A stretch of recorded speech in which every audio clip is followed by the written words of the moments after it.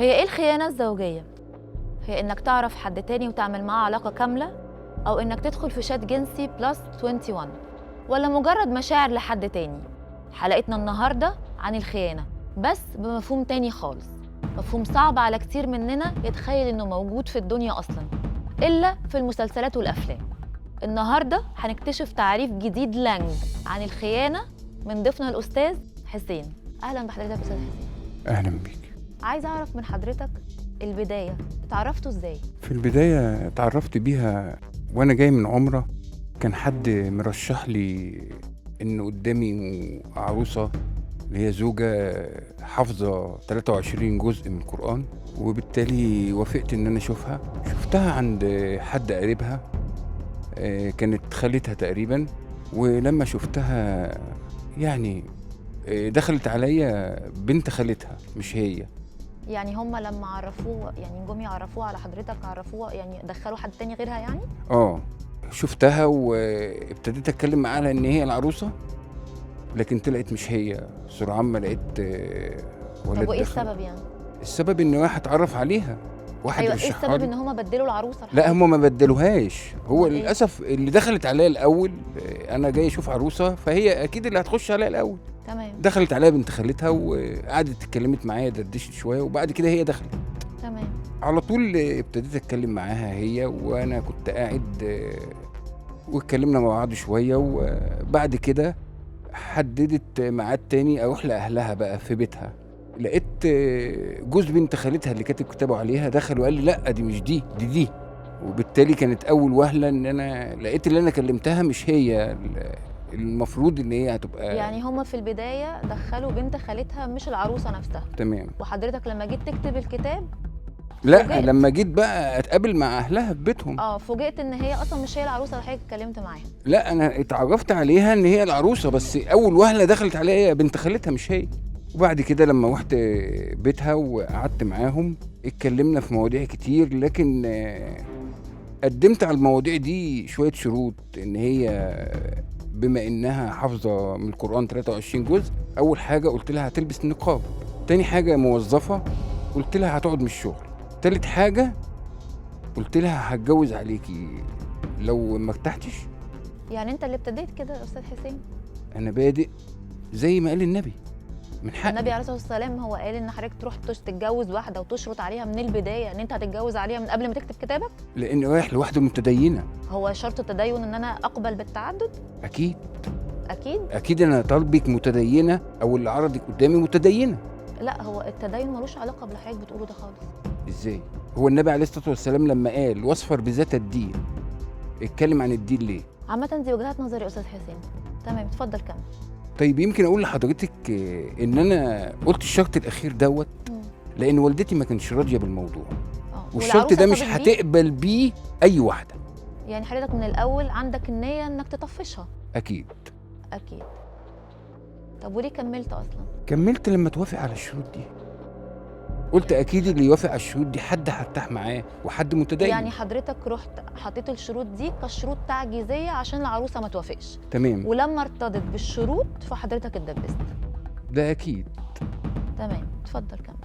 وابتديت ان انا اكمل رغم ان والدتي كان من وجهة نظرها اللي تقبل بالشروط دي انا مش هروح لها، واقرت وما راحتش بالفعل، واتفقنا على كل حاجه وحددنا ميعاد لكتب الكتاب والدخله كمان، ووالدتي ما راحتش حتى كتب الكتاب. والدتي ما كانش هتحضر لولا ان قلت لها حضرتك انت اتنازلي شويه عشان مش معقول الناس كلها تحضر وانت ما تحضريش. يعني دلوقتي والدة حضرتك من البدايه هي كانت رافضه، لان طبيعي اللي يرضى بالشروط دي من البدايه يبقى اكيد حد معيوب او فيه عيب. يعني انا مع راي والده حضرتك اللي هو مفيش حد هيرتضي بالشروط دي في البدايه غير لو هو عنده مشكله او عنده عيب. ويا ريت حضرتك كنت يعني اخدت بالك من الاول وما كنتش كملت. النصيب. كمل حضرتك، اتفضل. وحضرتك والدتي خلتها ان هي تطلع عمره او تكفر عن اليمين اللي هي حلفته ان مش هتحضر، وحضرت حوالي ساعه ونص في الفرح. يا ريتك سمعت كلامها يا استاذ حسين من البدايه. النهارده بقول يا ريتني، بس بعد ما ياسين ويحيى بقوا هم دول حياتي وهم دول عمري. ربنا يخليهم لحضرتك. قعدت بعد كده كتبنا الكتاب الدخله. وكمل بدايه والدتي رايها ان هي وافقت بالجواز بس عشان خاطر حالتي الماديه اللي انا تعبت فيها جدا، وقعدت سنين طويله ان انا احاول يبقى مستواي المادي كويس جدا. وان هي حتى لما بعتوا ناس يسالوا قالوا لها ده كان شقي شويه وربنا هداه، لكن اللي كان جاي يبص عندي ايه، ما كانش جاي يبص انا فيا ايه. طيب استاذ حسين، هي ما صنتكش يعني؟ كانت بتطلع اسرارك؟ كانت بتعمل حاجات يعني تضايق حضرتك يعني؟ اكتر حاجه في طلوع الاسرار ان ولاد خالتها الاثنين بعد ما ربنا يرزقني بياسين ويحيى وانا كنت عايز اكتر، فوجئت بان ولاد خالتها الاثنين بنات زينب وصفاء بيكلموني بيقولوا لي هي ما بتحبش الموضوع دوت وربنا رزقك بياسين ويحيى، فالمفروض يعني. موضوع ايه حضرتك تقصد؟ العلاقه الزوجيه يعني؟ العلاقه الزوجيه. تمام، اتفضل كمل. ان ربنا رزقك، خصوصا ان ربنا رزقك بياسين ويحيى، والمفروض انك انت خلاص بقى يعني، وهي كده كده ما بتحبش الموضوع ده. طب حضرتك ما سالتش نفسك يعني المبرر اللي يخلي زوجة تقول على زوجها كده، او انها تطلع سر يعني غرفه النوم بره، او تطلع سر من اسرار بيتها بره وتقول لحد ايا كان هو مين انا مش حابه العلاقه دي؟ يبقى اكيد في مشكله. ليه حضرتك ما حققتش في النقطه دي بالذات؟ ليه ما سالتهاش؟ ليه ما تناقشتش معاها؟ ليه قلت لها انت ليه ما بتحبيش ده؟ كان عندي حياتي ياسين ويحيى.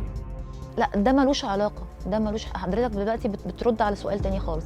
انا بسال حضرتك سؤال، ليه لما هم قالوا لك كده ليه حضرتك ما رحتش سالتها؟ عندنا الكسوف، الواحد مننا مهما كان لافف وداير وقابله حاجات زي دي كتير، لكن عندنا برضو في خجل. طب انا هسهلها على حضرتك اتصرفت ازاي لما جم قالوا لك كده؟ طبعا زي اي راجل يتفاجئ باتنين بنات او اتنين متجوزين بيكلموه في حاجه زي دي، فطبعا كبريائي نقحت عليا جدا. ان انا ازاي حد يقول لي كلام زي ده؟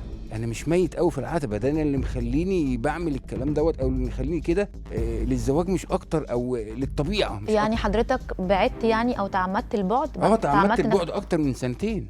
اكتر من سنه؟ او سنه و8 اشهر بالظبط. فوجئت ان هي بتلعب على وتر تاني خالص، ان اختي بتقول لي انت ايه حكايتك وايه موضوعك، اختي الكبيره. يعني حضرتك بس يعني لما هي عملت الموقف ده او التصرف ده، كان رد حضرتك يعني كرد فعل ان حضرتك يعني وقفت العلاقه الزوجيه لمده سنتين؟ تقريبا سنه و8 اشهر، لدرجه ان بقى الامر مثير للغايه، ان هي مهما تلبس ومهما تعمل ومهما يكون طلبها، فانا اوريدي. طب هو حضرتك معلش ليه ما رحتش راجعتها؟ ليه ما شكتش ان هم مثلا بيخربوا البيت، او هم مثلا كدابين، او اي سبب تاني؟ ليه يعني حضرتك اخترت انك تبعد او توقف العلاقه الزوجيه، وانك تاخد موقف منها من غير اصلا ما تعاتبها او من غير ما تسالها؟ عمر حد ما هيتكلم في الموضوع دوت، بالذات ان هم قرايبها خربين البيوت كتير يا استاذ حسين. لا اما يحضروا بيتي ويقعدوا فيه ويطلبوا ان يكلموني على انفراد، اتنين متجوزين سنهم من سن بعض يتكلموا في تفاصيل اوضه نومي، يبقى اكيد منها. طب استاذ حسين، حضرتك يعني هي كانت في فعلا مشكله عشان هم اتكلموا بالطريقه دي، عشان كده حضرتك ارتضيت وما صدقت انك تبعد؟ يعني كان في مشكله فعلا في العلاقه الزوجيه؟ لا، دي كانت البدايه. اتكلم بصراحه معايا يعني. دي كانت البدايه. ايوه، كانت البدايه لايه؟ يعني كانت البدايه ان انا دلوقتي حد جه قال لي كلمتين وانا رحت اخدت موقف من دماغي، قررت من دماغي ومشيت. لا، انا ما مشيتش، انا عايش وبصرف وقاعد في بيتي. ايوه مشيت يعني بعدت. انا بقصد انك مشيت يعني بعدت عنها، مش مشيت وسبت لها البيت. انا ما بعدتش عنها الا في حاله واحده بس، طلبها وما سالتش. وحضرتك مين قال لحضرتك ان ده طلبها؟ رحت واجهتها؟ لا، اخدت كلامها من الناس وما واجهتهاش هي. ما كانش ينفع اواجه. ازاي؟ هقول لحضرتك ازاي. احنا بصفه عامه المصريين الشرقيين لما حاجه زي كده تعرفي ان هي مثلا بتألمها بتضايقها، ما بتقدرش ان هي مثلا تتعامل معاها بصفه عاديه او بطريقه عاديه، فانت على طول بتحاولي انك انت تتفادي الموقف. لا عشان اسمح لي تمشي. يا استاذ حسين، بس انا عايزه اقول لحضرتك على حاجه. طالما حضرتك اصلا رفضت انك تواجه او كده، يبقى اكيد كان في مشكله وحضرتك رفضت المواجهه، يعني حضرتك نفسك رفضت المواجهه في الحته دي. رفضت انها ممكن تقول لحضرتك كلام تاني ممكن يألمك او يضايقك، فحضرتك رفضت المواجهه، عشان كده سبتها وبعدت. مش بعدت وسبت لها البيت، لا بعدت عن العلاقه الزوجيه، يعني ما رضيتش تفتح معاها الموضوع او انك تتكلم معاها تاني او تواجهها، مع ان هي كانت ممكن تطلع مظلومه او تطلع ان هي اصلا ما قالتش حاجه، لان حضرتك عارف ان خرابين البيوت كتير جدا. لا هي مش مظلومه زي ما حضرتك بتقولي، لان ده كلامها واصرارها على كلامها ان هي عاديه جدا، حتى ما بتأهلش نفسها للبيت. طب حضرتك الموضوع ده اثر عليك ازاي؟ بالتالي الموضوع ده لما حصل كان مخليني ان انا في بيتي زي كريدت كارد، بتعامل ان انا مكنه ATM، هات هات هات هات، ان انا بقوم بكل واجبات البيت. وبعد منها بقى ابتدت تفاصيل جديده، اللي هو بقيت تنحاز لحد قريب مني، يعتبر هي اللي ماسكه عندي شغلي، وبقى باستمرار بتكلم معاها في تفاصيل بيتي في كل حاجه. ان انا حتى اتقرب مني قوي اللي كانت شغاله معايا، وابتديت ان انا في البيت ان انا براعي ياسين ويحيى، وبحاول اكمل العلاقه دي وبلملمها ان هي البيت ما يتهدش.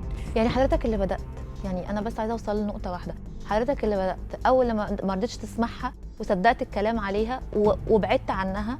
الكلام ليه شواهد حضرتك. ايوه ليه شواهد. طب الشواهد كان حضرتك رد فعل حضرتك في الاخر انك رحت خنتها؟ لا انا ما خنتش، انت بتبرري وبترميني من الخيانه لا إزاي؟ انا مش حضرتك اللي قلت انا اتجهت لحد تاني. اشكيله اللي انا فيه، ما قلتش اتجهت لحد تاني. يعني يعوض حضرتك عن الحاجات انه يسمعك او كده. انا ما اقدرش اروح لوالدتي اللي رافضه الموضوع من الاول اقول لها ده حصل 1 2 3. تمام. هتقولي ما انا من البدايه قلت لك ما تاخدهاش، وهسمع لوم وهي على ذمتي، يبقى اكيد والدتي مش هتستحمل كلمه عليا. الى جانب اللي هي لما حضرت مع والدتي وقالت لها انت كذا مره تتعمدي انك انت ما تجيش عندنا وتعملي وتعملي وتعملي، قالت لها لان انا مش موافقه على الموضوع ده من اساسه، وانت خدتي ابني عشان خاطر كذا وكذا، او عشان خاطر ظروفه الماديه اللي هو تعب فيها لغايه ما بقى في الوضع دوت.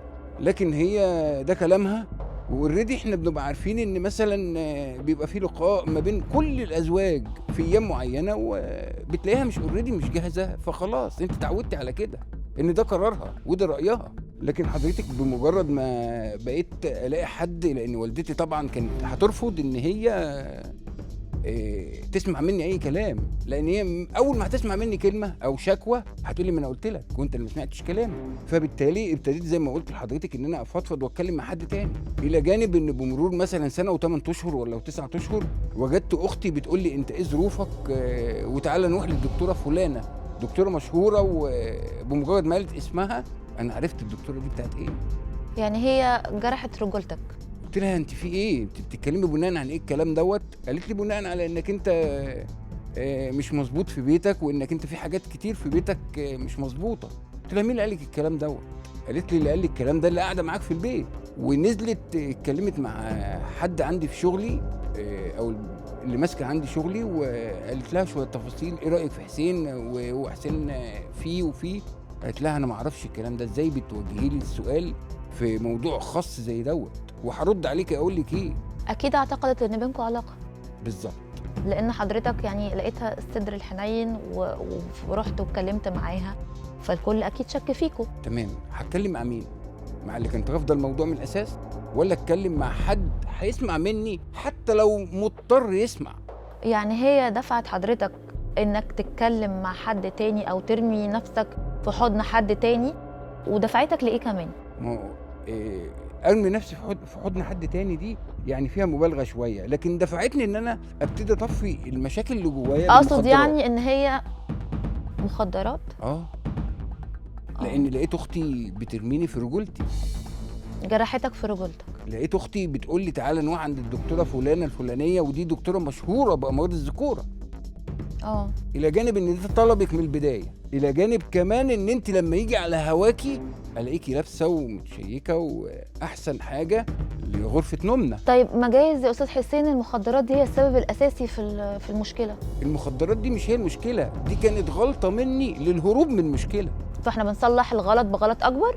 هو ده اللي انا وقعت فيه بالفعل عشان ما برقش نفسي من السوق، لكن سرعان ما لقيت نفسي هتحط في حته تانية خالص.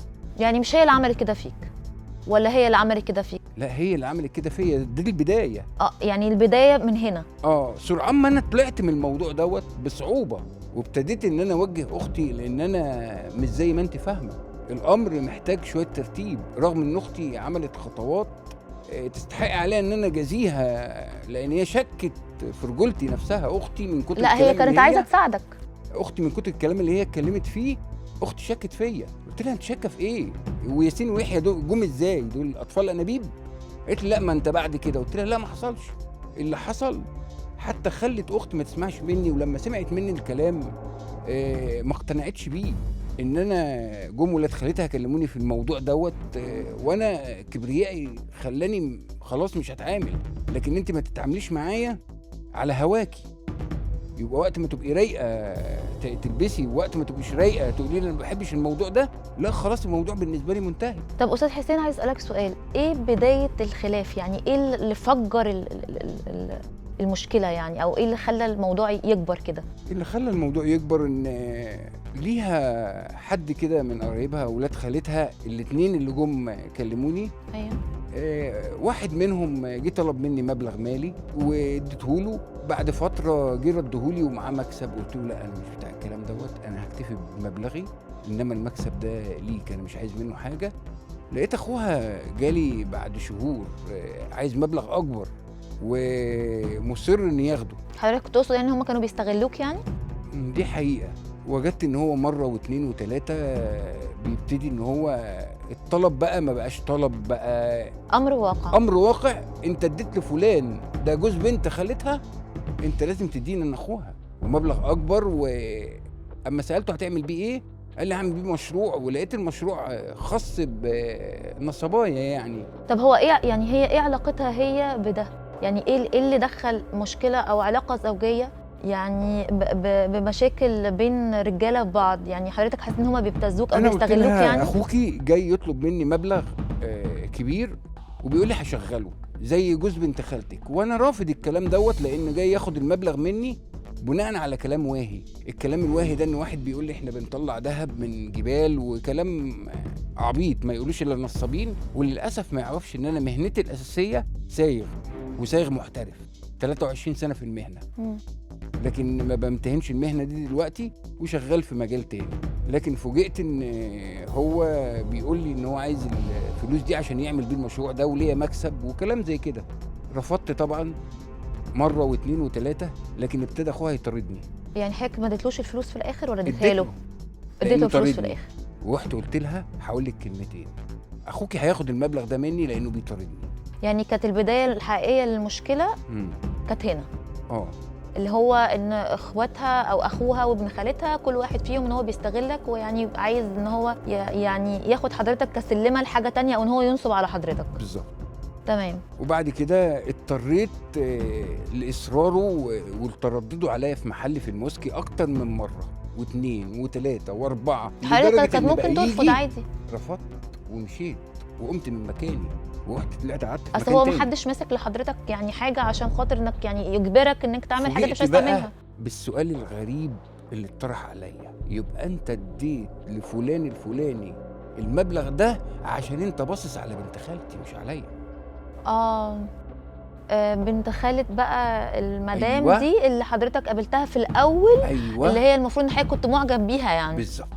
وده اتهام برضه ما حبيتش ان انا احط نفسي فيه، ولذلك اضطريت ان اديله المبلغ عشان الم الموضوع. لا بس هما ازاي يعني يشكوا بنت خالتهم؟ يعني دي عيله غريبه جدا يعني. الاغرب من كده اللي جاي، طبعا انا قلبي حاسس ان هو هينصب، او اللي جايبه هينصب عليه. الله يعني أعلم. هو ابن خالتها في الاول اخد فلوس ورجعها؟ ورجعها بمبلغ ازيد. تمام. بس حضرتك رفضت المبلغ الزياده. تمام. اخوها بقى حضرتك برضو سلفته الفلوس بمبلغ اكبر عشان تفاديا ان هو يتقال ان حضرتك عينك على بنت الخاله الاولانيه. بس هنا بقى اضطريت اعمل حاجه.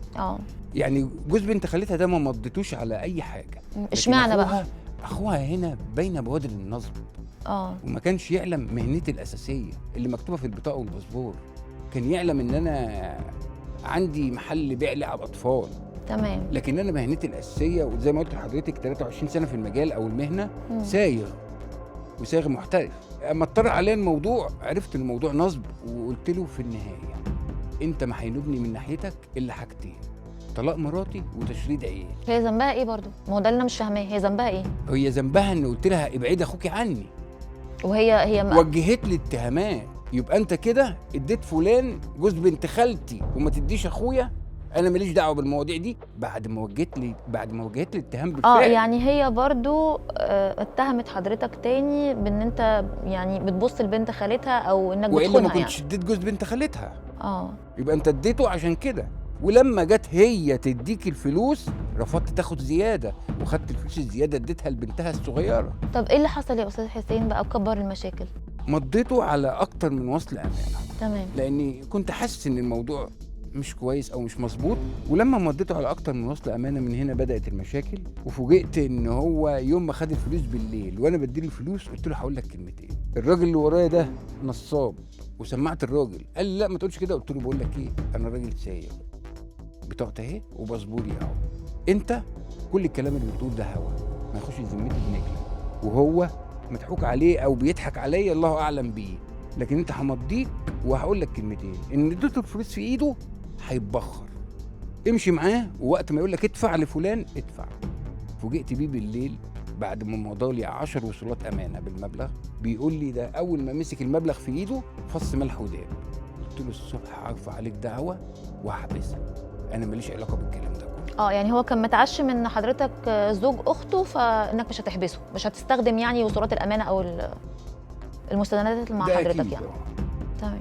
بالفعل اديت للمحامي بتاعي وصلين ووافقهم عليه جنحه مباشره، وفي خلال 6 اشهر كان نازل له بتنفيذ الاحكام. وزاغ مره واتنين، وابتديت ان هم عايزين يحلوا، ولقيتها هي بتديني جزء من المبلغ. هي اللي بتدينا؟ وبتقول لي ده من معايا انا. قلت لها لا، انا الموضوع دوت انت براه، زي ما قلت ان خليكي براه خليكي براه. قالت لا ده اخويا واسيبك تحبسه وكلام زي كده. تمام. ومن هنا بدات المشاكل، وفي النهايه اضطريت اتنازل عن اول وصلين. حضرتك كنت ماضيه على 10 والباقي عملت فيهم ايه؟ بعد كده انا ما خدتش فلوس واتنازلت، لاني خليت تنفيذ الاحكام بمعرفه المحامي بتاعي. نزلوا ونفذوا عليه لما لقوه مش في البيت، عملوا له كمين ما عرفوش يمسكوه. لكن بالقدر كده وهو جاي من تقريبا من اسماعيليه او من السويس في عربيه واحد تقريبا كان شغال عليها مندوب او شغال سواق، اتقفش في كمين ثابت وطلع عليه الاحكام ونزل ترحيل. بمجرد ما نزل ترحيل لقيت المحامي اللي هو اشرف علي، لقيته بيترافع عنه وقال لي لو سمحت انا عايز تعمل له تنازل عن كل الوصولات اللي معاك. قلت له انت بتهزر صح؟ اكيد مش هعمل له كده، انا هتنازل له عن الوصلين دول بس، انا ما خدتش فلوس عشان اتنازل. ورحت عملت له تنازل وخرجته بعد 18 يوم. تمام. لكن ال 18 يوم دول كانوا سود عليا في البيت، واكيد سود عليه خدهم ترحيل.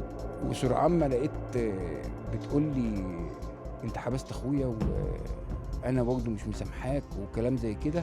اضطرتني ان انا اعمل اصطنع مشكله، وان انا وقع لي وصل امانه لتاجر. وصل امانه ده بحوالي ب50 او ب100، وتنفيذ الاحكام نزل ياخدني من المحل. وقلت لها على فكره تنفيذ الاحكام نزل ياخدني من المحل وانا سبت المحل ومشيت. انت معاكي فلوس انا عارف في البنك، اديني سلف. قالت لي شفت ربنا عمل فيك ايه؟ ربنا بينتقم منك عشان اللي عملته في اخويا، وربنا ما سيبش. قلت لها كملي. بعد ما يعني هي شمتت في حضرتك يعني؟ وبعد كده بعد ما قلت لها كملي، فوجئت بان هي قالت كل اللي عندها وبان نواياها يعني ليا. ف سرعان ما قلت لها على فكره انا ما فيش اي حاجه من الكلام دوت. يعني حضرتك كنت بتعملها زي امتحان كده؟ تمام. وللاسف سقطت فيه، فشلت فيه. وكانت اختي من ناحيه تانية عماله تقول لي حاول تحسن مستواك المادي، انت ظروفك كويسه، ما تقعدها في شقه تمليك يا اخي، ما عيالك ابتدوا يكبروا، ابتدوا ياخدوا من الشارع الفاظ مش هي، اسكن بيهم في حته كويسه. وقمت واخد شقه في ميدان الجيش، شقه تمليك. بمجرد ما دخلت الشقه دي عملت لي قرار تمكين ما كنتش اعلم بيه. ازاي هي على ذمه حضرتك؟ اسمه قرار تمكين زوجي. طبعا الشك بقى يراودني اكتر، فاضطريت ان انا ارمي لها عقد التمليك. هو مش عقد صحيح. يعني ايه ترمي لها عقد؟ يعني كل اوراقي المهمه انا شايلها مثلا في خزنتي في بيت والدتي او في بيت العيله. تمام. فجبت عقد ورميته في البيت ان ده عقد التمليك، عشان كان دايما بتقول لي ايه، اكتب لي الشقه باسمي. طب معلش نرجع تاني لحته موضوع اللي هو التمكين ده. ما هو انا بجايلك في الكلام. تمام. اكتب لي الشقه باسمي، اكتب لي الشقه باسمي. قلت لها اما اموت هتاخديها. طب قولي لي اكتبها باسم ياسين ويحيى.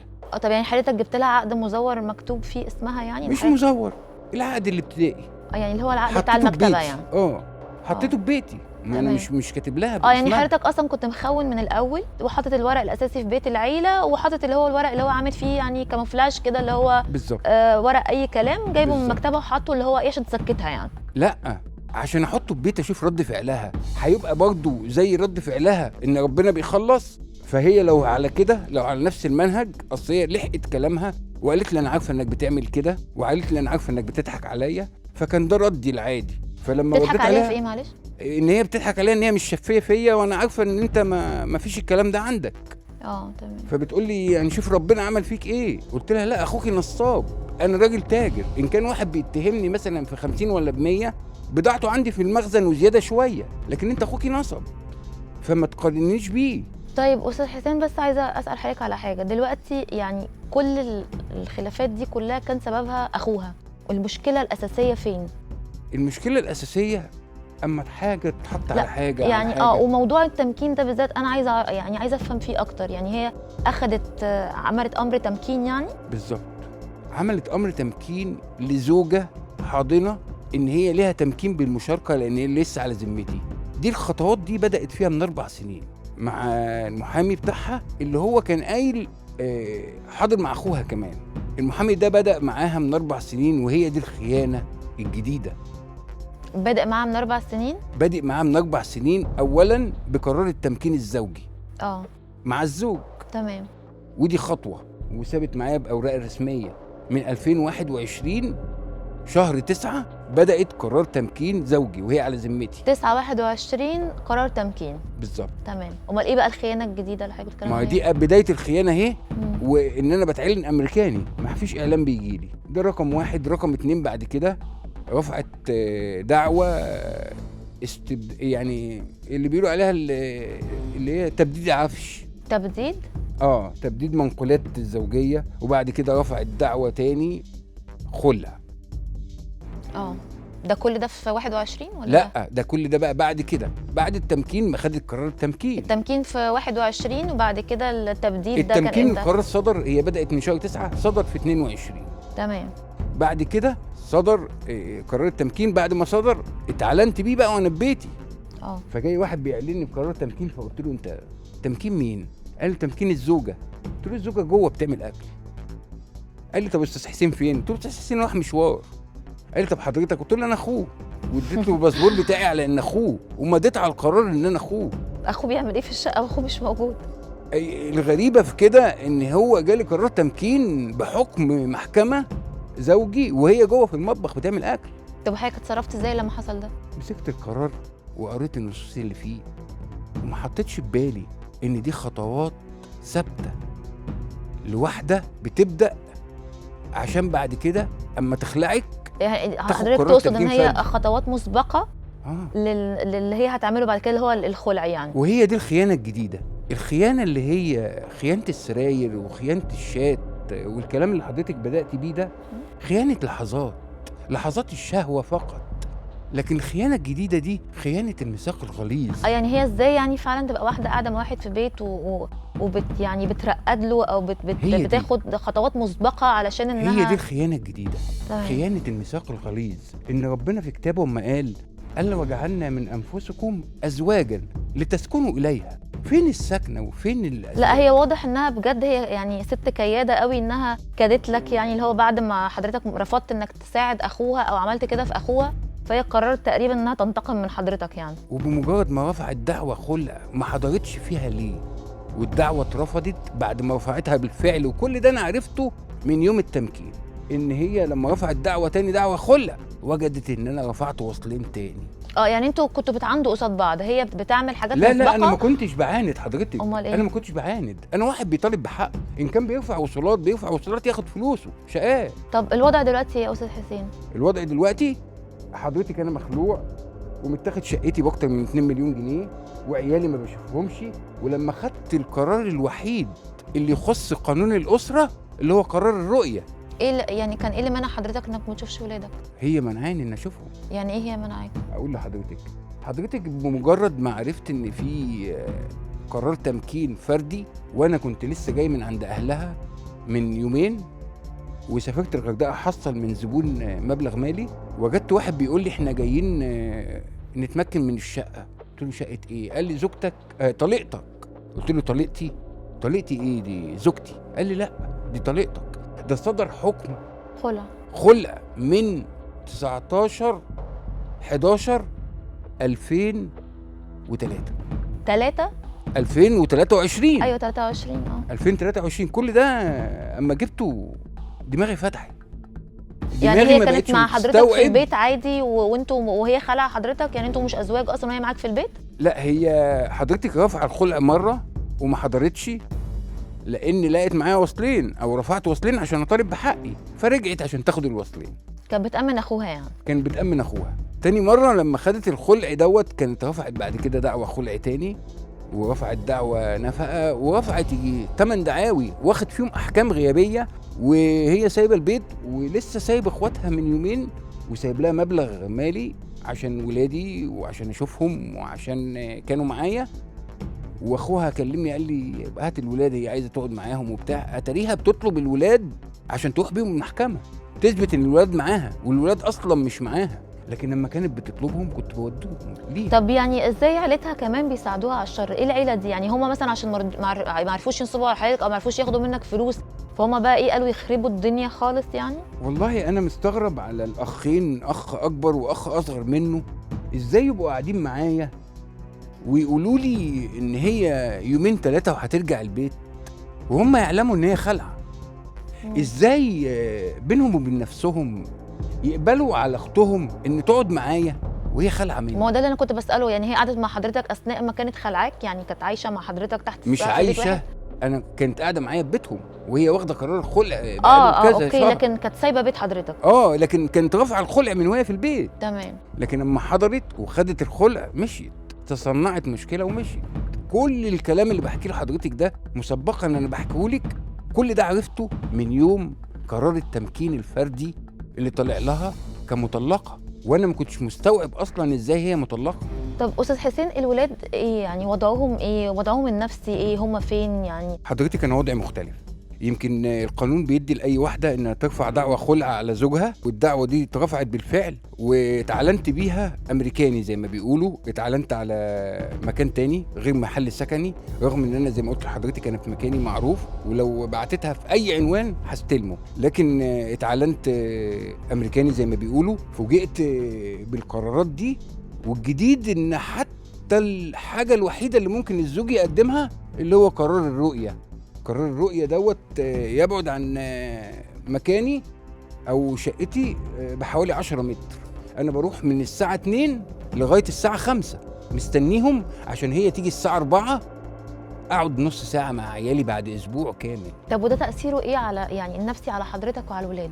تأثيره النفسي بالنسبة لي أنا إن أنا لما بتكلم في الموضوع ده في أي وقت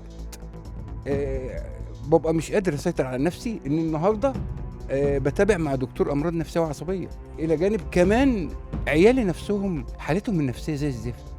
عيالي حاسين بالحرب. عيالي عندي يحيى عنده 9 سنين الا شهرين، 8 سنين و9 اشهر، هرب الساعه 3 الفجر. هرب الساعه 3 الفجر من هرب بيتي. ازاي؟ هرب طفل من بيت حضرتك؟ من عندها. تمام. من بيتي في ميدان الجيش فوق بنك مصر، مشي لغايه الموسكي. جه لحضرتك يعني؟ مشي الساعه 3، مشي من البيت الساعه 3 الفجر، جه البيت عندي الساعه 4:30 الفجر. هربان من البيت.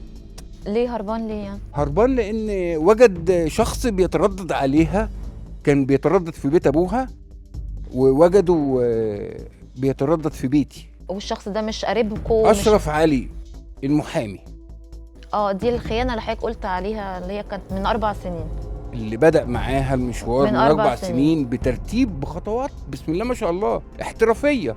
تعالي بص النهارده في محاكم الأسرة بسم الله ما شاء الله اخواننا المحامين، وفي منهم الكويس وفي منهم اللي الله اعلم بيه، راكبين عربيات النهارده بسم الله ما شاء الله، الخالع والمخلوع بيدفعوا. طب معلش يعني ابن حضرتك شافهم يعني في وضع مخل؟ لا ما اظنش. امال ايه اللي خلاه وضع يهرب؟ مخل، اتشخطه حاجه زي كده. ايه سبب تواجده في الاوقات دي؟ يمكن أصلاً رايح ياخد منها ورق واخد منها اي حضرتك حاجه. انا بتعامل مع 3 محامين و2 مستشارين، محدش تكرم وتعطف عليا جالي محلي ياخد فانوس لاولاده، انا بودي لهم الحاجه لغايه ما كاتبهم. ما دول محامين برضه ومستشارين وناس بسم الله ما شاء الله عليهم، ليهم اسمائهم وليه وزنهم. لكن النهارده اي واحده بقت موضه الخلع، اي واحده تتضايق من جوزها. بس هي لو اتجوزت يعني لو هي اتجوزت خلاص انت حضرتك تقدر تاخد الاولاد. حضرتك ازاي انا اطلع اولاد في كنف واحده رافضه ان انا اكلمهم، رافضه ان هي تيجي حتى في الزياره او في الرؤيه زي ما بيقولوا، تقعد معايا، يقعدوا 3 ساعات معايا وانا بروح اترمي في النادي من الساعه 2 للساعه 5، تيجي لي الساعه 4 وتلت، يا دوب اقعد معاهم تلت ساعه. طب بعد حضرتك عناء أسبوع. حضرتك ليه مش بتشتكي؟ اشتكي مين؟ انا قدمت الشكوى لسكرتير النائب العام، نزلت محلي عشان تاخد ابن ياسين بعد ما هربوا الاثنين وقعدوا، واضطريت ان انا اطلع بيهم الاسم، وده كان كبير مين اللي عليا قوي هربوا؟ نفسيا. ما هو يحيى هرب زي ما قلت لحضرتك الساعه 3 الفجر ووصل لي الساعه 4 ونص وجا لحضرتك وبيستغيث بيا. تمام. هل يجوز ان انا ارجعه؟ لا. طلعت الاسم وثبت حاله ان هو هرب من امه، وخليتهم ياخدوا اقوال طفل هو ليه هرب، ودي بالنسبه لي كانت كبيره قوي وكسرت قلبي. الى جانب ان ياسين كمان جالي تاني يوم مطرود. ده ياسين ده عنده كام سنه؟ ياسين عنده 12 سنه و11 شهر، يعني 13 سنه. تمام. فوجئت ان جاي تاني يوم مطرود، امه بتطرده وبتقول له يلا حصر اخوك التاني، انت حصره وانا هتجوز. طب ما هي لو ما ده انا بقول لحضرتك، هي لو اتجوزت حضرتك من حقك انك تاخد الولدين. حضرتك الموضوع اكبر من كده. راحت الاسم وقالت ان انا خطفته. طيب يبقى ازاي؟ ما هي قالت انا خطفتهم والاسم مفتوح مش قائم عليا. طلعت عملت حرارة محضر بالفعل، وللصدفة البحتة كان وليه ما حصل سألوش حادث في الاسم ان في واحد مات في الاسم، وجه رئيس النيابة العامة للجمالية عشان يشوف الحادث ده ازاي يحصل. وبالصدفة الحاجة الوحيدة اللي هي مصممة او لقت ان عامل معاها شو، النقاب اللي انا من البداية ما كانش عاجبها ان هي تلبسه، هي ما زالت لابساه. فوجئت ان هي طلعت وعملت الكلام ده، ورئيس النيابه شافها واقر ان عايز حسين ده يجي لي النهارده. فوجئت ان حد بيكلمني من الاسم بيقول لي تعالى الاسم احنا عايزينك. طلعت لقيت رئيس النيابه مستنيني، ده انا هنزل متكلبش بعيالي. ليه؟ خطفتهم بناء على كلامها. ولما حضر رئيس النيابه الموضوع اللي حصل في الاسم، اقر ان هو عايزني النهارده من اللي هي ضحكت عليه بيه بالنقاب. يعني هي يعني ما فرقش معاها نفسيه اولادها ولا اي حاجه؟ لا ما فرقش مع اي حاجه ولا فارق معاها، لان نفسيه اولادها اللي هربوا منها، نفسيه اولادها اللي بييجوا يعيطوا في الزياره عايزين يقعدوا معايا، نفسيه اولادها اللي بقول لهم ما حدش يتكرر، انت ممكن كان. طب وهما ليه ما اتكلموش قدام رئيس النيابه وقالوا هنا بقى والدنا ما خطفناش؟ هنا الكلام. اما حضرتك اصر رئيس التحقيقات ان هو يتحفظ عليا وينزلني النيابه، قلت له حضرتك هتهدى عشان نتكلم عشان افهمك الموضوع. الامر 1 2 3 وثابت بمحضر رسمي كذا وثابت بمحضر رسمي كذا، وان الاولاد دي انا ما خطفتهمش. طب ايه تاني يا استاذ حسين موقف حصل اثر على علاقه حضرتك بالولاد؟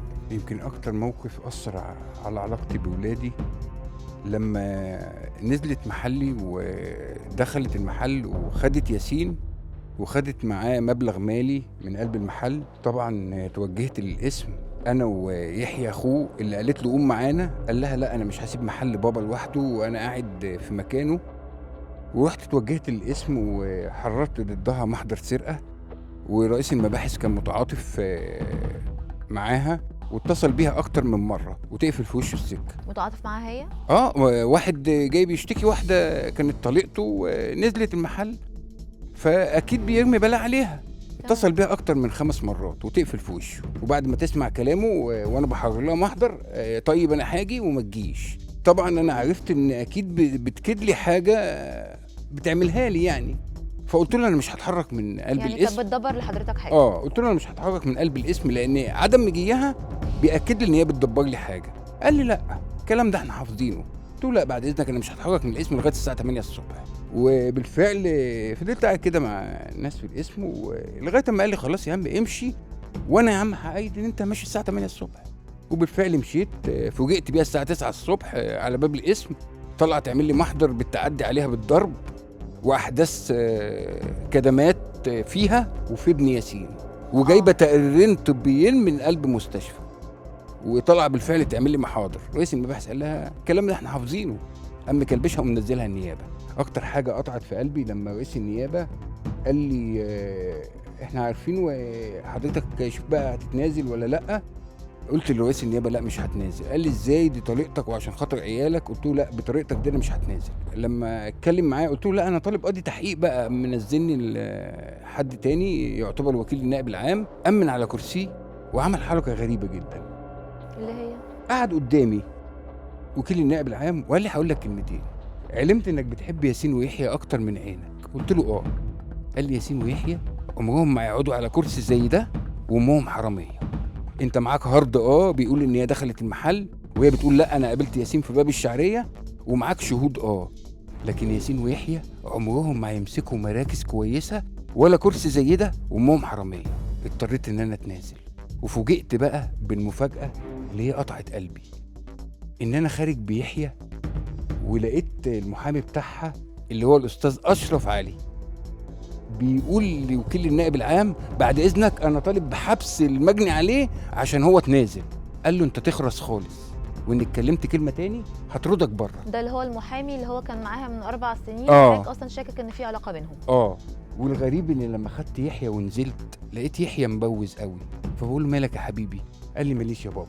قلت له يا حبيبي قول لي مالك؟ قال لي ماليش. وخدت يحيى وسافرت نصيف في فيلا ابو جريشه. المهم سبت يحيى نايم وفضلت صاحي طول الليل اكلم المحامين معارفي من حق وكيل النيابه او رئيس النيابه يقول لي الجمل دي. قال لي لا. لقيت ان هو قال له الجمل دي لان شاف حاجه انا ما شفتهاش. واستنيت لما يحيى ابني قام من النوم وقلت له يا يحيى انت تعرف الشخص ده؟ قال لي كان بيجي عند جده وكان بيجي البيت في العباسيه. وانا مشيت لما كان هو موجود وماما شخطت فيا قالت لي خش نام في اوضتك. ده لما هرب وجه حضرتك يعني؟ ده لما هرب وجالي. وكانت بالنسبه لي دي القشه اللي قسمت ظهر البعير. يمكن كل الناس بتعتمد او بتفتكر ان الخيانه دي خيانه السراير، لكن لا، الجديد في الخيانه خيانه الميثاق الغليظ، خيانه انك تعيش مع حد وانت مضطره للعيشه، لكن الحد ده بيدبر لك وبيكد لك حاجات تخليكي زي ما شفتي كده. انا النهارده عيالي كانت معايا وراح تعمل لي اجمالي نفقه كمان عشان تحبسني. هي عامه يا استاذ حسين الخيانه عمرها ما كانت مقتصره ابدا على خيانه يعني العلاقه الزوجيه او السرير زي ما حضرتك بتقول. هي الخيانه هنا خيانه جديده وغريبه، ان حد يستمر كده انه يدبر سنين عيشه انه يدبر انه يطلع من الموضوع باكتر مكاسب. ما بصيتش حتى لطفلين النهارده. انا وانا طالع بطفلي دوت الاسم على عيني اني بطلع بيه الاسم، رغم ان طفلي دوت يحيى دوت اما طلعت بيه الاسم وحرر محضر على عيني ان انا اطلع بيه اسم. لكن هي سهل عليها تجري بالعيال وهي واخداهم سلف او واخداهم استعاره مني، انها تجري بالعيال تثبت حاله في قانون اسره ان هم العيال معاها. والنهارده جايبه حكم ان هي تاخد سنه، رغم ان ما عجبهاش 4500 استأنفت كمان عشان تاخد اكتر في الشهر، رغم ان الاولاد مش معاها وهي حضانه صغار.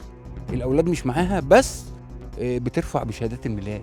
والله يا استاذ حسين انا يعني بحيي حضرتك وبشكرك جدا ان حضرتك طلعت واتكلمت، ان حضرتك اتخلعت يعني ما اتكسفتش من حاجه زي دي واتكلمت فيها، يعني دي شجاعه بصراحه يعني. لا وحضرتك انا ممكن اقلع الماسك ده عادي، بس البرنامج خاص باسمه القناع، لكن انا ما عنديش مشكله لان انا اصلا ما عنديش غلط. واحد بيحب ولاده. ربنا يخليهم لحضرتك وربنا يكون في عون حضرتك، ويعني حضرتك شرفتني بشكل جدا. وهتفضل المشكلة قائمة طول ما مسكوت عنها، وأي راجل بيتعرض لخلع بيسكت ويتكسف ومش بيتكلم. هنلاقي كتير بيعانوا زي أستاذ حسين وولاده. ومعانا دكتور وليد هندي، استشاري الصحة النفسية. أهلا بحضرتك يا دكتور. يا بيري ازيك؟ ازي حضرتك؟ دايما منوره. ربنا يخلي حضرتك. انا لما عرفت ان انت لابسه اسود لبست ابيض. أيوة انت طبعا. في كل البودكاست بتاعتك بتنقل لنا مواقف الحياه بكل تناقضاتها بين الابيض وبين الاسود، انما دايما بتفتحي كل ابواب الامل. الملاك والشيطان. حضرتك منورني يا دكتور. ربنا يخليك. دكتور، ممكن تقول لي ليه الرجاله بيحز في نفسهم قوي وبيتحرق دمهم قوي لما بيتخلعوا؟ بص يا بيري، احنا كنا لحد وقت قريب جدا قبل الوعي وقبل التنوير كان بعض المناظر في السينما كانت بتصدر ايمج او صوره ذهنيه تجاه بعض المطلقات ان هي امراه سيئه السمعه. لما الناس بقى عندها وعي وتنوير والمرأة المطلقة أثبتت جدارتها في المجتمع وتفوقت وصدرت صورة حقيقية إن هي ست مظلومة، الصورة دي اللي هي القديمة راحت للراجل المخلوع، فبقى ينظر ليه إن هو رجل سيء السمعة. يعني إيه سيء السمعة؟ وصمة اجتماعية بيوصم بيها الراجل المخلوع، وصمة عار يعني. وصمة عار، اتفيش بقى عنده سابقة بيتعاير بيها اللي هو كمعايرة يعني. طبعا، لان هو دي بتاخد جزء من الشخصيه الاعتباريه بتاعته او من اهليته او قدر من الرجوله، لان البعض بينظر ليه ان هو لو عنده نخوه ما كانش قبل ان في ست تقول له اعطيني حريتي اطلق يدي انني اعطيت ما استبقيت شيئا. كان بقى هو سيد قراره، كان بقى هو صاحب الكلمه العليا. وبعدين الراجل دايما اللي عنده كرامه وعنده كبرياء ما يستناش لحد ما يتخلع. بالظبط كده هوت، يعني ما يخليش القصه تخش في الاريا دي. عشان كده هوت الرجاله في البيئه الشرقيه من بعد قانون الخلع ما بيحاولوش يقولوا ان هم مخلوعين، لان ده حتى بيحد من الفرص بتاعتهم في لو الزواج. واحد قدم لاخرى، لان جاي لها بتاريخ، جاي لها بسوابق. ايوه طبعا، فده مؤشر مهم جدا. وبعدين كمان في رجاله بتحاول بقدر الامكان تصدر صوره ذهنيه مغايره عن نفسها طول الوقت، يعني طول الوقت عايش في حاله من الكذب والزيف والغش والخداع، بيصدر ايمج للناس، عربيه راكبها حديثه انما واخدها بالقسط، فلوس بيصرفها انما واخد قرض، فطول الوقت قاعد بيكذب على الاخرين عشان يحافظ على صورته وعلى الايمج بتاعه. فجزء من الايمج ده ممكن يهتز عرشه لو الناس عرفت ان هو مخلوع، فبيبقى حريص ان هو يكمل الصوره ويبين ان ما عندوش ادنى مشكله. طب دكتور وليد، ايه اللي يخلي الزوجه تخون زوجها؟ مش خيانه يعني اللي هي خيانه في السرير يعني زي ما بيقولوا، اللي هي خيانه اللي هي خيانه العشره وخيانه الامانه والخيانه دي، وانها توصل لدرجه انها ممكن تسرقه. هقول لك على سر بقى. قول. احنا لقينا في جين وراثي مسؤول عن الخيانه الزوجيه. اللي هو تخيلي بقى في جين موجود عند الراجل مش عند الست. عند الراجل وعند الست، في النهايه انسان. عند يعني الراجل بس. احدث الابحاث قالت ايه؟ قالت ان المواقف الاجتماعيه والسلوكيات الاخلاقيه تورث، الكذب والبخل والكرم وهكذا. فمن ضمنها في جين مسؤول عن الضمير، ان الناس ساعات بتتولد بيه، ساعات انماط التنشئه الاجتماعيه عندهم يقوض صلاحيات الجين ده، يخليه ما يظهرش او يعززه فيطلع. فساعات ممكن تبقى واحده طالعه في بيئه اصلا ما عندهاش الصح من الغلط. يعني دايما الشخصيات السايكوباتيه بيبقى عندها اجرام اجتماعي، بيبقى عندها خرق للنظم، انتهاك للقواعد، التفاف حوالين المعايير، ممكن يعملوا اي حاجه وكل حاجه في اي وقت. وبعدين دايما يظهرون ما لا يبطنون، فبيبقى عندهم قدره على الكذب والتمثيل والادعاء والتلون والايحاء والتلون. كان زمان يقول لك الست دي حربايه او الراجل ده عامل زي الحربايه لانه متلون حسب طبيعه المواقف. فالانسان السايكوباتي دوت اللي بيطلع سايكوباتي والبيئه بتعزز عنده السايكوباتيه دي، ما حدش بيقول له غلط وعيب وما ينفعش ولا يجرم افعاله او يعاقبه عليها، فبالتالي بيعملها عمليه تعزيز فبتكبر معاه. علشان كده في سلوكيات بتيجي مع العفش. يعني ايه مع العفش؟ وانا النهارده رايح اتجوز وجايب اوضه النوم وفرحان وده العفش بتاعي، مع سلوكيات اجتماعيه قد تكون بغيضه وذميمه جاي بيها مع العفش برضه. وبالتالي لما يبقى في اي موقف في الحياه الاسريه عامل مفجر لاظهار العورات اللي موجوده عندي في البناء النفسي فبتطلع. فالزوجه دي اصلا مش عارفه يعني ايه كونسبت عندها، يعني ايه مفهوم جواز، يعني ايه ان انا احترم خصوصيه البيت والعلاقه اللي بيني وقدسيه الزواج او قدسيه البيت. طبعا، وما يترتب عليه من تبعات. يعني المفروض انا بتحمل مسؤوليات اخلاقيا، ومفيش مبرر للخيانه، خلي بالك. يعني مفيش حاجه اسمها ده بخيل، اصلك ده بيضرب، اصلك عنده ضعف جنسي، اصلك هو بيخون فانا بخون. هي مش واحده بواحده، مفيش مبرر لده. الانسان المحترم بياخد موقف وياخد وقفه مع النفس في حاله اي قصور موجود وبيعالجه باي طريقه، انما خيانه لا، عمليه صعبه قوي. طب دكتور وليد، دلوقتي هل الست تخرج اسرار اوضه نومها ده يعتبر خيانه؟ طبعا طبعا، ده ابشع انواع الخيانه انك تمشي جوزك متعري. ودي بال سيادتك، العري النفسي اشد وطأة من العري الجسدي، انه يقعد يحكي كل حاجه. ده حتى احنا كنا زمان بنقوله اللي داخل البيت يا حاسد يا فاسد. للاسف في ناس دلوقتي هي اللي بتطلع البيوت بره، وبعد كمان بقى في سوشيال ميديا وبقى في تواصل، بقينا عايشين في بيوت من غير ابواب ومن غير جدران. طب يا دكتور، هي ملهاش تعمل سقف. ايه؟ يعني هي هتعمل ايه؟ تشتكي لمين؟ يعني ايه يعني عندها مشكله زي دي تعمل ايه؟ او تفضفض لمين؟ او تعمل يعني اكيد في حل. هي تعمل ايه؟ وانا اعمل لك ايه؟ حيرتنا بقى بالذمه، ده كلام اقول لك انا تعمل ايه؟ ايوه قول لي. سهله جدا يعني. ماشي. يعني دايما احنا بنقول لو في اي مشاكل بيني وبين جوزي انتقي الوقت المناسب واكلمه في المشكله.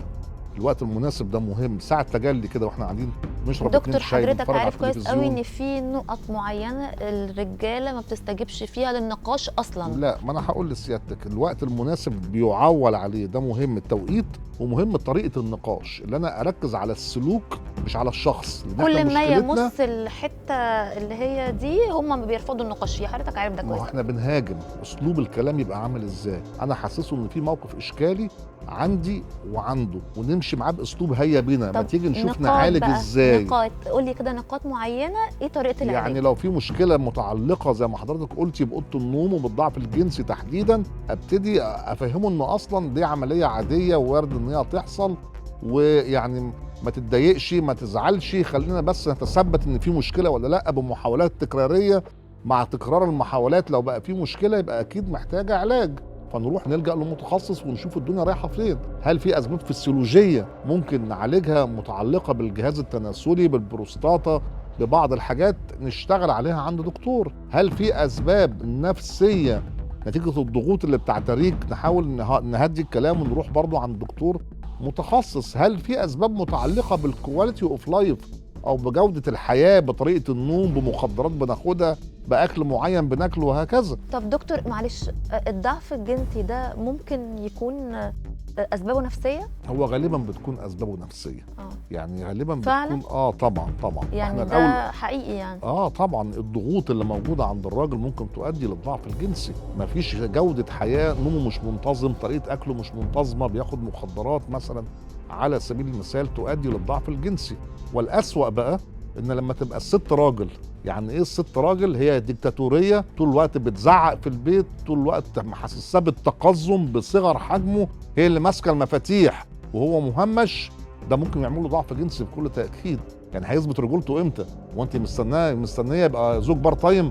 يعني في توقيت معين يثبت رجولته وفي البيئه انا مش شايفاه، فده برضه ممكن يعمل ضعف جنسي. فاحنا بنراعي الامور النفسيه دي، بنشوف اسبابها ايه وبنشتغل عليها وبنعالجها. انما انا بقى اروح اكلم حد من قرايبي، ده كلام مش مظبوط ولا يتفق اخلاقيا حتى مع نفسك. انت بتعري نفسك قبل ما بتكوني بتعري زي جوزك. طب الاسوأ من ده انك تفضفضي على النت لحد وتتكلمي مع السوشيال ميديا، فبتفتحي باب لا قبل لك بيه. طب دكتور، فرضا هي اتكلمت مع زوجها وما لقيتش اي استجابه، تلجأ بقى للطلاق بقى وتخرب بيتها عادي، الموضوع يعدي عادي؟ ما حدش يلجأ للطلاق غير لما يستنفذ جميع المحاولات، يحذف اجابتين، يستعين بصديق، ياخد رأي الجمهور، يعني امها او حد من طب ما احنا لما بنستعين بصديق بتزعلوا وتقولوا في الاخر مش عارفه ايه، بتطلعوا الاسرار بره. انا قلت امها مش ام قريبها. لا أوكي. طبعا امها عادي يعني. طبعا ده صديق عادي. يعني حتى احنا بنقول حكم من اهله وحكم من اهلها. حكم يعني اوتي من الحكمه والرؤيه الثاقبه والفكر السديد اللي يقدر يرشدها ليه. مش اي حد جاي من على القهوه يجي يضرب غطس عندي في البيت. يعني لازم انتقي برضو العناصر اللي هتقول الكلام ده، ويفضل عناصر من نفس الجنس او النوع. يعني البنت تكلم اختها، تكلم امها، لو عندهم من الحكمه ومن الرؤيه. مفيش حد حول منك والقماشه ضعيفه تروحي لحد متخصص يكون مؤتمن، وتروحي برضه معاه، او تروحي لحد معلوم وعنده تاريخ في حل المشكلات في الاريا دي. إنما ما ينفعش نكلم اي حد من القرايب او حد من الصحاب. طيب دكتور، عايز اسالك سؤال مهم جدا. اتفضلي. دلوقتي اغلب اللي احنا بنسمعه، انت كل اسئلتك مهمه اصلا. ربنا يخلي حضرتك يا دكتور. اغلب اللي احنا بنسمعه دلوقتي بين الزوج والزوجه، هم مثلا مش مبسوطين مع بعض بس عايشين عشان خاطر الولاد. نعم. هل ده يعني بيكون تاثيره عامل ازاي على الولاد؟ بص، في بعض السيدات بتحسبها، انا لو خسرت النهارده البيت بخسر المكتسبات الاجتماعيه المترتبه على الكلام ده، بخسر مدارس العيال اللي في اللغات، الفلوس اللي بتجيلي، العربيه، الشقه اللي انا قاعده فيها، المستوى الاجتماعي اللي انا منتميه ليه، النادي، وهكذا. فبتحاول تبقى الجواز مكتوب على ورق الطلاق، يعني جواز كده ايه، مهمش. طب ده تاثيره على الولاد ايه؟ شكلا تاثيره الاولاد لو حسوا بدوت، اول حاجه بيعملوها لما بيكبروا شويه في سن المراهقه او حتى في اخر مرحله الابتدائيه دلوقتي، طبعا بيبقى شخصيه مبتذه، بياخد مكتسبات من هنا وبياخد مكتسبات من هنا، بيعزف عن البيت ويستقل لحاله وجماعه الاصدقاء، بيحاول يثبت ذاته بره البيت لان مفيش لا اب ولا ام محتضنينه، فيبتدي يبقى سهل الانقياد انه يدخن. ان ممكن البنت لو مش لاقيه، البنت تحديدا لو مش لاقيه الطبطبه من ابوها وموجود معاهم، ممكن تدور عليها بره، وبنخش في العلاقات ان احنا بنقعد نسمعها يقول لك ده في بنت مش موجوده راحت فين، ده في خطف للبنات. مفيش خطف للبنات، في بنت راحت بكامل اهليتها نتيجه العوار الاجتماعي اللي عندها ومش لاقيه اللي يحتويها، فدورت على الحضن بره. الحضن بره. طبعا، فنخلي بالنا برضو من ده، فبيبقى مشاكل كبيره جدا. ناهينا بقى عن التاخر الدراسي والجنوح في السلوك ومشاكل نفسيه بتبقى كتير جدا موجوده عند الاولاد. علشان كده هو الدراسات قالت لك ايه؟ قالت ان اولاد الطلاق اللي متربيين كويس وفي كوميونيكيشن وتواصل بين الاب والام ممكن يكونوا افضل حالا من اللي قاعدين في بيئه الاب موجود بس مش موجود، والام موجوده بس مش متواجده. يعني شيل ده من ده يرتاح ده عن ده. يعني حضرتك شايف ان هم البيئه اللي بيخلقها الاب والام للاولاد سواء كانوا مع بعض او منفصلين هي الحاجه المهمه. يعني ممكن هم يتطلقوا بس يبقى بينهم وبين بعض موده ورحمه برضو، وان في تفاهم واخلاق. بكل تاكيد، بس ارجع اكد ان ما يبقاش فيه طلاق غير لما نستنفذ كل المحاولات الممكنه. يعني ما ينفعش من اول السطر نلجأ للطلاق. ليه؟ عشان لما نكبر في السن نبص في المرايه نحترم نفسنا، نعرف ان احنا عملنا اللي علينا، عشان اولادنا ما يجيش في يوم من الايام يبكتونا ويقعدوا بقى ينقرزونا بالكلام. طب نوصل له ازاي بقى ده؟ يعني نوصل لده ازاي؟ يعني في ظل الظروف والمشاكل والحاجات اللي بتحصل كتير بينا وظروف الحياه الصعبه وكل الحاجات دي والضغوطات، ازاي اعرف اوصل للحته دي بالذات؟ لان الحته دي مهمه جدا، لان زي ما قلت لحضرتك كل دلوقتي يعني الا من رحم ربي اكتر العلاقات دلوقتي يقول انا قاعد معاه عشان خاطر الولاد، انا قاعده معاه عشان خاطر الولاد، انا مش قادر اصرف، مش هينفع يعني افصل بينهم. وعلى فكره بيبقوا بيخونوا بعض، ده بيخونها ودي بتخونه، وعادي جدا، بس تحت ستاره احنا ما ينفعش نتطلق عشان خاطر الولاد. فازاي ان احنا نوصل لحته انا ممكن ان انا انفصل عن زوجي او انفصل عن زوجتي بس يبقى في موده واحترام ورحمه ومراعاه لمشاعر الولاد، وان هم حياتهم تطلع يعني يطلعوا اولاد سويين. انا من اول السطر اول واحده بيجي لها عريس وتيجي تقول لي ايه رايك فيه، اقول لها انت شايفاه زوج مناسب؟ تقول لي اه. اقول لها طب شايفاه اب مناسب؟ بمعنى ايه؟ اللي ما ينفعش طبله بينفع طار، يعني ما نفعش زوج لازم ينفع اب. فلما تيجي اختاري المعيارين دول، مش معيار واحد. نفس الامر ما نكيتش بمكيالين يعني زي ما بيقولوا. طبعا نفس الامر اللي بيروح يتقدم لواحده ما يختارش زوجه، يختار زوجه وام، عشان لما ما نفعتش زوجه تنفع ام. ده في البدايه لازم يبقى فيه كده. طب واحنا ماشيين لقيناها لا كده ولا كده، الدنيا لا رايحه هنا ولا رايحه هنا، نحاول نقعد مع بعض برضو ونتكلم مع بعض. احنا اختلفنا، مفيش بينا اي توافق لا في الميول ولا الافكار ولا الاتجاهات ولا المشاعر ولا الرؤيه ولا طريقه حل المشكلات ولا اداره الحياه، مفيش بينا اي حاجه. تعال نخلي في بينا حاجه مشتركه اتفرضت علينا وهي الاولاد. ما ينفعش يدفعوا فاتوره الكلام ده. احنا نعمل ايه؟ نحترم نفسينا، يبقى في حاجه نحترم فيها نفسنا ونحاول نراعيهم فيبعدوا عن اي صراع. يبقى ما لقيصر لقيصر وما لله لله. خلينا انا وانت نختلف للصبح، حقوق الاولاد تظل موجوده، الحقوق الروحيه والمعنويه قبل ما تكون الحقوق الماديه، وده مهم. يعني مش مهم انك تسيب فلوس وتدفع فلوس برضه وخلاص، لا، طبطب، اتكلم، راعي. لو اتجوزت تاني وشفت حياتك، اعمل توازن بين البيتين فيما يتعلق بالاولاد. انا حقوقي ممكن افرط فيها، لما حقوق الاولاد يبقى خط احمر. ده مهم جدا بالنقاش وبالمحاولات المستميتة، حتى انك تطلعي غريزة الابوة من جواه. يعني برضو ما تعتمديش على دراعك، ارمي الولاد عليه. يعني دايما يتكلموه، دايما يحسسوه ان هم محتاجينه بالليل في وقت معين، ولا التعب ما تروحيش انت بيه المستشفى، خليه هو اللي يكلم ابوه. الحاجات دي كلها مغذيات للعلاقة بين الاولاد وبين ابوه. بص يا دكتور، حقيقة الكلام يعني مش عارفة أشبع من الكلام مع حضرتك، وفعلا الكلام مع حضرتك شيق جدا جدا جدا جدا، واستفدنا فعلا بعلم حضرتك، ويعني بطريقة السلسة اللي حضرتك بتقدمها لنا دي. ويعني فعلا مش عايزة أنهي الحقيقة، مش عايزة أنهي اللقاء اللي مع حضرتك ده. عايزة بس من حضرتك حاجة صغيرة، عايزة روشتة للبيت السعيد. بس يعني ايه روشتة صغيرة كده تقول لنا فيها كده بوينتس. البيت السعيد مش هو البيت اللي بيخلو من الخلافات الزوجية. تمام. البيت السعيد اللي ممكن يبقى فيه خلافات انما عارفين يتغلبوا عليها ازاي. البيت السعيد اللي هو كل يوم بيعدي بيرسخ دعائم المودة والرحمة، ما بياكلش من العلاقة، ولو مش بيضيف ليها على الأقل محافظ عليها. البيت السعيد اللي بيبقى فيه شفافية، زي ما احنا اتكلمنا في أول الحلقة، انت لابسة اسود وانا لابس ابيض، يبقى كده الابيض ابيض والاسود اسود، لكن مش رمادي مش زي ما رمادي. بتقول الاغنيه. أيوة. تبقى الامور واضحه، يبقى في شفافيه، يبقى في مساكنه، يبقى في موده ورحمه. ربنا ما قالش في الجواز، خلي بالك، ما قالش حب وما قالش سعاده، انما قال موده ورحمه، قال سكن وسكينه، قال هن لباس لكم وانتم لباس لهن. نبقوا كده لحمنا على لحم بعض، هنبقوا اسعد الناس واعلاهم نزلا. شرفتني يا دكتور ونورتني، وبجد يعني اسعدتنا النهارده. شكرا ليك. شكرا لحضرتك. كان معانا ومعاكم النهارده دكتور وليد هندي، استشاري الصحه النفسيه. شكرا.